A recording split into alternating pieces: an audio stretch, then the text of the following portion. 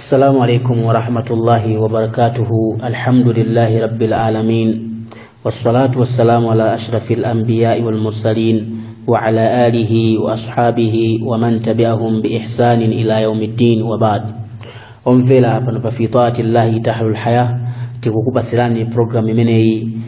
yokuzina ndi kupambana kwa mwezi umene wa Ramadhan. Ndipo cholinga cha program imeneyi ndikuti munthu apange check mtima wakeo, yani aulimbikitse mtima wakeo kukira ntchito zabwino, asazimane yekha munthu, asazipangire umbombo mwa yekha kuzimana nazimana zabwino madalitso ochokera kwa Mulungu subhanahu wa ta'ala. Ndipo buku limene tikugwisa ntchito ndi ad-durusu ramadaniya lil ummati al-muhammadiyya. Buku limene mkati mwakemo muli ziphunzitso zimene timayenera kuphunzitsana mwezi umene wa Ramadhan. Ndipo ziphunzitso zimenezo zizipita ku umma wa mtumiki Muhammadin sallallahu alaihi wasallam, anthu amene adayikira umboni kuti palibe wina wopembedzedwa koma Mulungu mmodzi yekha, ndipo Muhammad ndi mtumiki wake womaliza wa Mulungu subhanahu wa ta'ala. Madalitso ndi mtendere zikhale pa iye, akubanja kwake komanso maswahaba. Naam, buku limene li adalilemba ndi al-allama as-sayyid Muhammad bin Abdullah ibn Ali al-Aidrus. Ndipo tili pa page number 8 pamene wakufotokoza kuti nautino awwalu faradhi siyami fil islami, yani kusala kuja kumene kudakakamizidwa kuyambirira muchipembedzo. Ramadhani isadabwere ndikuti muchipembedzo kunali saumu ina imene idakakamizidwa kuti anthu azisala. Tikufuna tione saumu imeneyo. Rawat ummul mu'minina sayyida Aisha radhiyallahu ta'ala anha bintu Abi Bakr Siddiq radhiyallahu ta'ala anhu. Mungu subhanahu wa ta'ala sangalani sayyida Aisha ummul mu'minina, azima yatu tifotokoze pamene poso tilongosolepo pamene kuti no azima yatu azichemwali yatu anatu achikazi azikazi atu wa makomomu au zido momveka bwino kuti mchipembezo cha Islamu azibambo mukafuna kudwa, mukafuna chisanzo cha bwino, mukafuna role model ndi mtumiki Muhammad sallallahu alaihi wasallam. Tena kumuyangane maswahaba ndi akubanja kwa mtumiki Muhammadin sallallahu alaihi wasallam. Bas ulaika alladhina hada Allah fabihudahu muqtadi. Mungu subhanahu wa ta'ala kutifotokozera zimenezo kuti yani atumiki mtumiki Muhammad sallallahu alaihi wasallam ndiye msogolero wa atumiki. Amene ndi anthu amene Allah adawaongola, Allah adawayika pa chiwongoko, ndipo kuzera mu chiwongoko chawo muzitsatira. Amene akufuna kukhala pa chiwongoko atsatire mtumiki Muhammad sallallahu alaihi wasallam.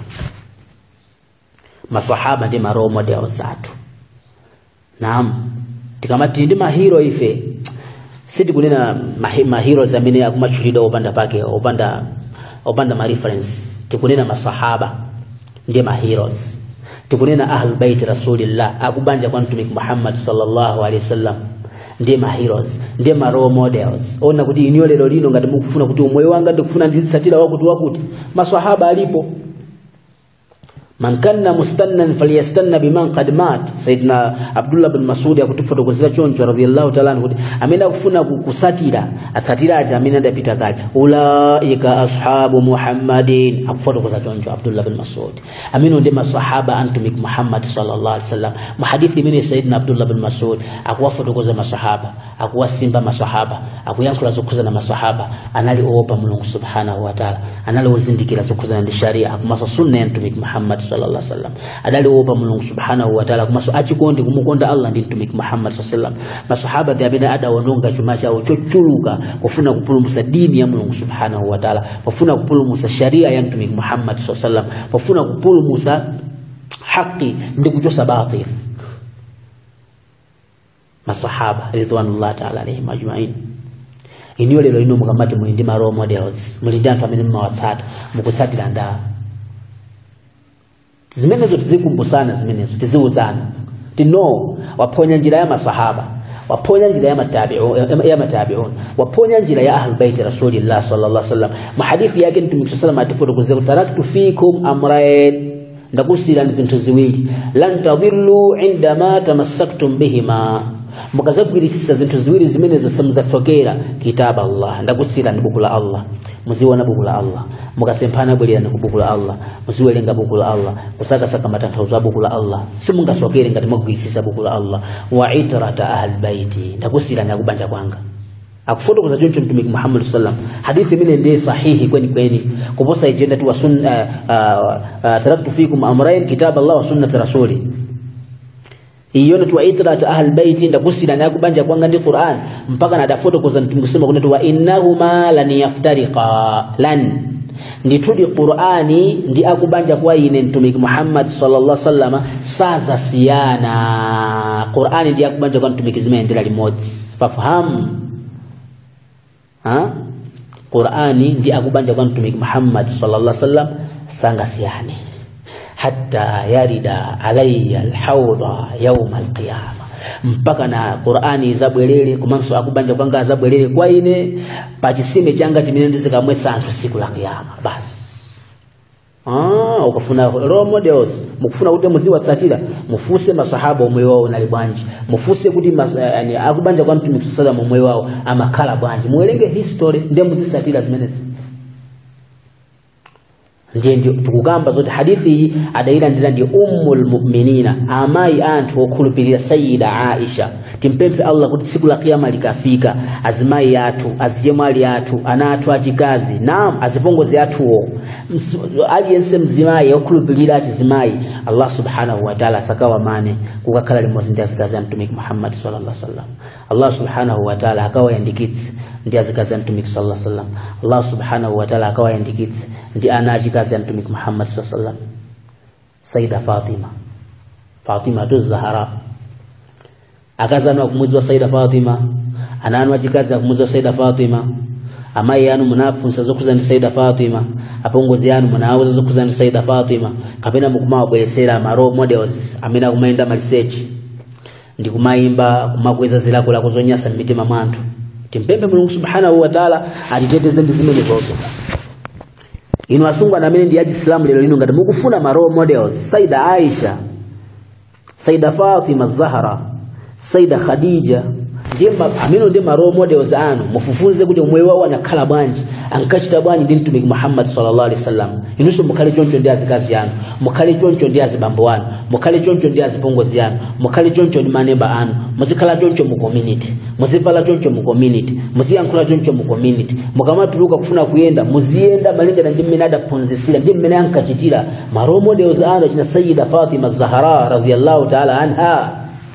mabanja kusogonekera chifuka sebu naziwe sira simunafuna kuphunzira history mukufuna kusatira zanthu amene alibe malo pamaso pa Mulungu subhanahu wa ta'ala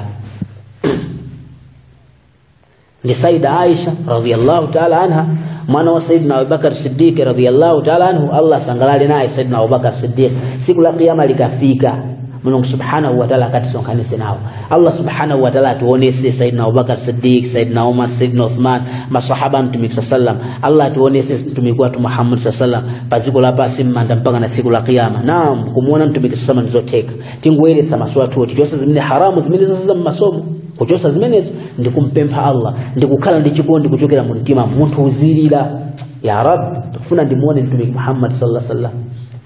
ndifuna ndizimuona mtumiki sallallahu alaihi wasallam kumuona mtumiki sallallahu alaihi wasallam tumika kuti alwailu liman lam yarani mavuto choka likakhala kwa amene sada ndione ine siku la kiyama ngati siku la kiyama ukumani dosa muona mtumiki sallallahu alaihi wasallam ulipa mavuto ngati siku la kiyama sunga kamuone mtumiki sallallahu alaihi wasallam ulipa mavuto hapo alwailu liman lam yarani alwailu liman lam yarani timpempe Allah subhanahu wa ta'ala azidi kulukira zochimwa zatu maso Mulungu subhanahu wa ta'ala aike chikondi chomukonda Allah ndi mtumiki wake mitima mwatu siku la kiyama Allah satemane kumuona Allah kumaso kumuona mtumiki Muhammadin sallallahu alaihi wasallam Mulungu subhanahu wa ta'ala azidi ongola Mulungu subhanahu wa ta'ala azidi anjanisa Mulungu subhanahu wa ta'ala azidi dalisa ndikukatika tonse kujanna siku la kiyama inshallah Sayyida Aisha kunena kuti kana Rasulullah sallallahu alaihi wasallam anali mtumiki Muhammadin sallallahu alaihi wasallam madaliso ndi mtendele zikhale paye qad amara adalamu lila bisiyami yawma ashura kuti afazi sala siku la ashura naye ni Muharram antu azisala adawala amula yani masahaba kuti naye ashura kusala ali azisala lamulo limene falamma furida Ramadhan ndia kuti pamene Ramadhan subhano ida kakamizidwa kuti anthu azisala mwezi wa Ramadhan kana man shaa sama amina mafuna amasala pa ashura wa man shaa aftar amina mafuna amamasula siku la ashura rawahu al-Bukhari hadithi madaina ndani Imam Bukhari wa Muslim kuma so Imam Muslim tukiankula choncho pano pa fi taati Allah ta'ala haya ndunga demwe ndifunso ndimanga ka mwina ka sidina fotokozebu ino mufuna kutiunikira tapanga ni choncho kuzira mwa maadimini athu funso lanu lizayankhidwa ndemanga zanu zizagwiritsidwa ntchito pano pa fi taati Allah ta'ala haya jazakumullahu khair wassalamu alaikum wa rahmatullahi wa barakatuh.